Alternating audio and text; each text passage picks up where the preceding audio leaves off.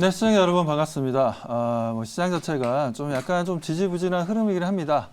자, 해외 증시 같은 경우에는 지금 현재 보게 되면 반도체 쪽만 어제 좀 강했었고요. 나머지 보게 되면 대체적으로 좀 약세였습니다. 특히나 에너지 쪽이 좀 많이 약세 흐름들을 좀 보여주는 모습들이었는데, 이런 부분들은 일단 일시적인 현상으로 좀 보시고, 시장에 대해서는 큰 상승도 없겠지만 큰 하락도 없으니까요. 걱정할 필요는 없다라고 말씀드립니다.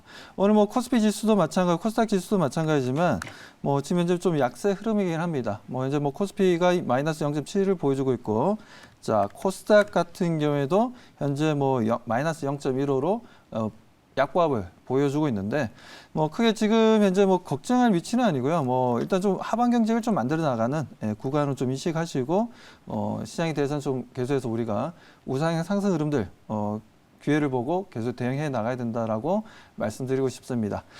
자, 그렇다면 제가 이 시간대 말씀드렸던 종목들 하나하나 한번 좀 점검을 좀 해보도록 하겠습니다. 자, 일단 인지 컨트롤스를 좀 말씀을 드릴게요. 인지 컨트롤스를 말씀드릴 텐데, 동사 같은 경우에는 차량 경량화 쪽으로 해서 우리가 좀 봐야 되는 부분들인데, 자동차 부품을 만드는 회사입니다.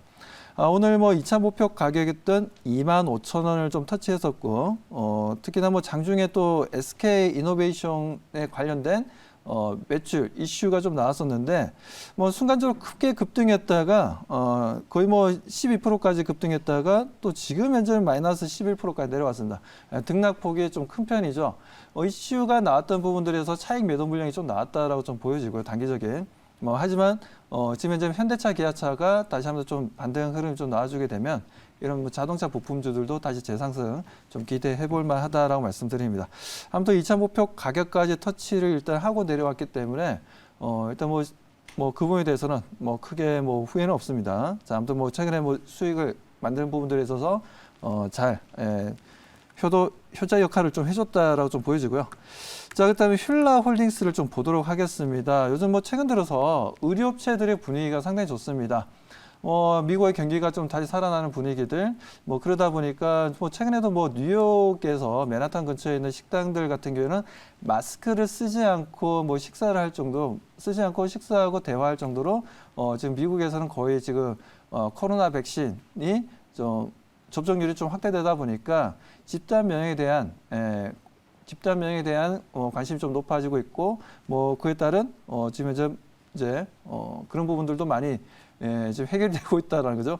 아무튼 휠라홀딩스에 대해서는 저는 좀 더 추가적인 상승 흐름들, 좀 2차 목표 가격까지 좀 올라가길 좀 한번 기대해 보면서 계속 좀 대응을 해 나갈 필요가 있다라고 말씀 좀 드리고, 자, 아무튼 휠라홀딩스를 비롯해서 섬유업체들, 영업무역을 비롯해서 한세실업 다들 좋은 분위기를 이끌어 나가고 있습니다.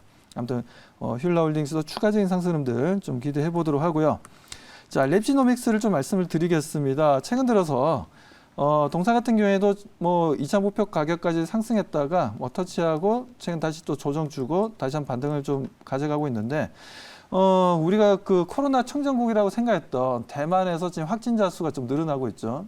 그게 이제 싱가포르까지 확진자가 좀 발생하고 있고, 여기 싱가포르 바로 옆에 태국까지 지금 확대되고 있습니다. 베트남 쪽에서도 확대되는 흐름들이죠.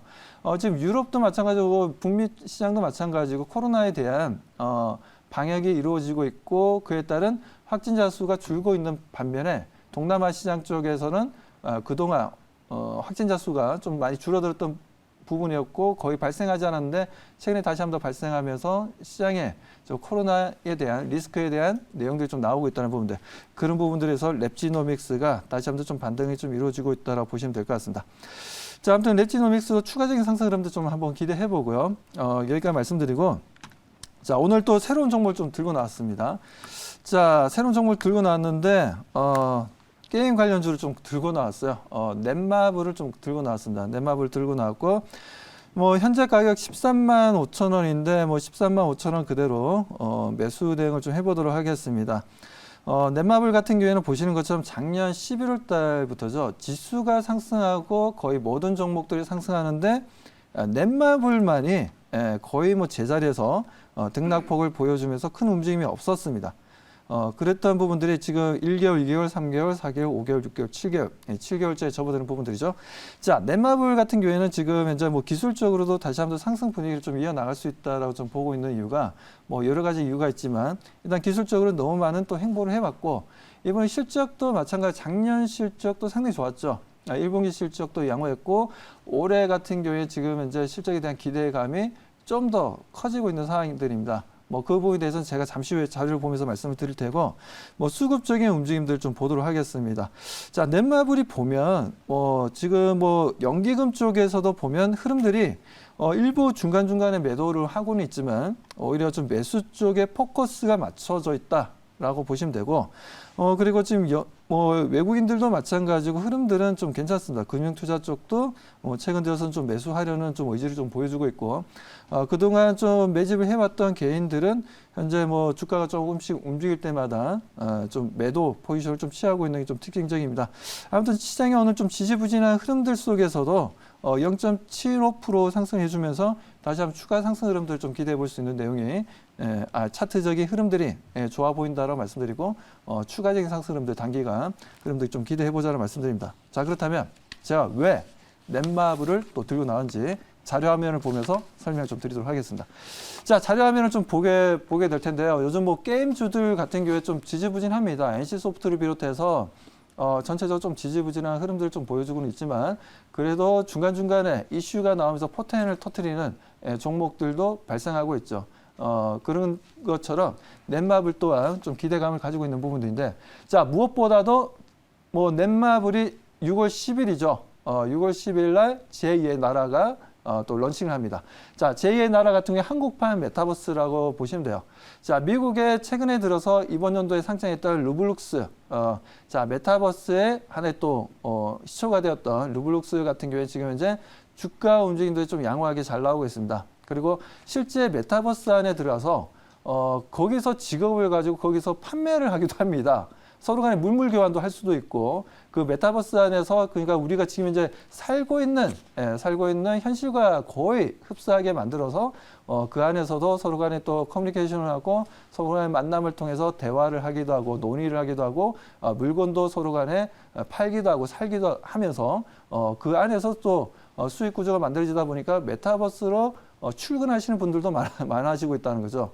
지금 아직까지는 뭐 14세 이하의 어린 친구들이 많이 이용을 하고 있지만 뭐 시간이 지나면 지날수록 성인들도 메타버스에 대해서 관심을 가지고 그 안에서 수익 창출할 수 있는 아이템을 많이들 생각하고 있다는 거죠. 뭐 그런 부분에서 제2의 나라가 한국판 메타버스로서 상당히 좀 큰 성장성에 대한 기대감 높다라고 말씀드리겠습니다. 자, 두 번째 확인해 보도록 하겠습니다. 자료 보면서.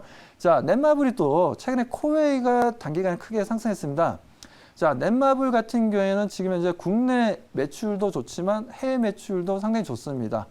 보시는 것처럼 동사 같은 경우에는 국내 렌탈 시장에 있어서는 1위죠. 그야말로 넘사벽입니다. SK 매직이라든지 지금 현재 보면 청원 아이스라든지 여러 또 관련 렌탈 사업을 하고 있는 업체들이 있는데 그쪽에서도 거의 넘사벽이라 할 수 있을 정도로 코웨이가 엄청난 시장 점유율을 가지고 있는 부분들이고 브랜드 파워도 상당히 크다라고 말씀드립니다. 보시면 렌탈 쪽에 보면 정수기도 있고 공기청정기, 뭐 비데 그리고 최근에 매트릭스라든가 주방용기까지 해서 최근 들어서는 여러 가지 아이템을 좀 늘리면서 렌탈 사업을 키워나가고 있다는 부분들이죠. 아무튼 이런 부분들이 하나의 또 넷마블이 또 이 코웨이의 대주주로서 하나의 또 이런 부분들 또한 연결 재무제표로 좀 잡힌다면 하나의 또 실적에 대한 부분들 상당히 좋다라고 말씀드립니다. 자, 그렇다면 여기까지 좀 넷마블에 대해서 설명드렸고요. 자, 그다음 질문을 좀 받아보도록 하겠습니다. 네, 뭐 연일 눌림목에 있고 시세가 잘 안 나던 종목 중에 이제 우리 박수원 매니저님 갖고 오시면 그냥 뭐 치고 가는 경우가 많은데 한세 실업도 당시 갖고 왔을 때 한세 실업 같은 종목도 거의 시세 안 내다가 이제 올라왔거든요. 지금도 넷마블이 이제 지금 게임주 잘 안 가는데 이렇게 생각하시는 분들도 있을 텐데 내용을 봤더니 코웨이 실적 호전이 있습니다. 경기가 내수주 중심으로 회복이 되면 소비 회복이 되니까 관련해서 봤더니 쿠쿠홈시스라고 이제 그 종목도 역시 정수기 뭐 이런 쪽 렌탈 사업을 하거든요. 그래서 이런 부분들이 이제 경기 회복과 함께 실적이 좀 많이 가지 않을까 생각해서 내수주의 어떤 순환매는 계속 진행된다. 뭐 이런 그 생각에서 갖고 오신 건지 그 부분 좀 말씀 해주셨으면 좋겠습니다. 네, 말씀하신 대로 이 코웨이에 대한 뭐 기대감은 있습니다. 그렇기 때문에 코웨이가 최근에도 단기간 상당히 큰 상승률을 좀 보여주고 있는데 뭐 이런 자회사들이 좀 수익률이 좋아지고 있다는 건 상당히 좀 긍정적이죠. 하지만 저는 이 부분도 좋지만 이거는 부가적인 부분이라고 저는 보고 있고 오히려 뭐 첫 번째는 저는 그 제2의 나라, 대한민국판 메타버스가 만들어지는 부분들에 있어서 그 관심을 가져야 되지 않냐라고 보여집니다. 우리가 현실적으로도 우리가 뭐 부동산을 사고 팔기도 하지만 메타버스 안에서도 부동산을 사고 팔기도 합니다. 뭐 어떻게 보면 이제 픽셀이라고 봐야 되는데 그 부분들이 또 현실적으로 우리가 뭐 투자도 하기도 하고 그 안에서 그리고 수익을 해내기도 한다라는 거죠. 뭐 그런 관점에서 보자면은 제2의 나라가 상당한 성장성에 대한 기대감이 높다라고 말씀을 좀 드립니다. 뭐 넷마블 이제 드디어 모두의 마블이 아니라 그런 게임이 아니라 보드 게임 쪽이 아니라 이제는 메타버스 쪽으로 해서 우리가 좀 넷마블에 대한 성장성을 한번 좀 기대해 볼 만하다라고 말씀드립니다. 투자 전략 말씀드리도록 하겠습니다. 자, 1차 목표 가격은 14만 5천 원 좀 제시하도록 하겠습니다. 1차 목표 가격 14만 5천 원 제시하고요. 자, 2차 목표 가격은 16만 원을 좀 제시하도록 하겠습니다. 자, 그리고 손절 가격은 12만 원으로 대응을 해보도록 하겠습니다.